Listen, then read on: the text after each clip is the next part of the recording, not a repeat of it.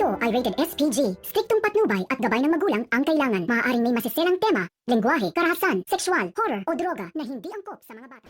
Nadagdagan na naman ang galit ni Rocky Boy sa pamilya Guerrero matapos ngang pinahiya ang kanyang ina sa City Hall. Kaya naman sa galit ni Rocky Boy, tuluyan na ngang sinabi ni Rocky Boy sa kanyang ina na gagamitin na raw niya umano ang kanyang alas para maghiganti sa mga Guerrero. Gulat na gulat naman si Divina at Brando na ang pinagmamalaki pala ni Rocky Boy manong alas niya ay walang iba kundi si Tanggol. Sa kabilang banda, bumuo na naman ng plano ang pamilya Montenegro. Kulang umano ang kanilang gamit na armas para maghiganti sa mga Guerrero. Plano na rin ni Tanggol na maghihiwalay muna sila para hindi sila madaling masundan ng mga kalaban. Sumang-ayon naman si Marites at Ramon sa gusto ni Tanggol. Samantalang gustong malaman ni Rocky Boy kung saang lungga na nagtatago si Tanggol. Naman agad na pinuntahan ni Rocky Boy ang kaibigan nila ni Tanggol. Agad nga niya itong inimbestiga kung saan makikita si Tanggol. Hindi nga niya sinabi ang lugar kung saan nga nagtatago si Tanggol.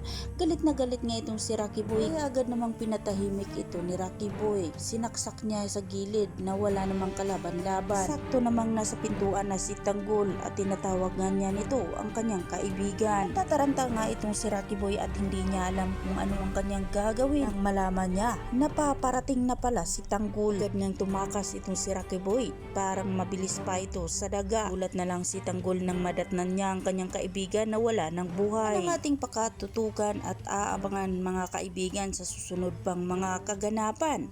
Dito lang sa FJ Batang Quiapo.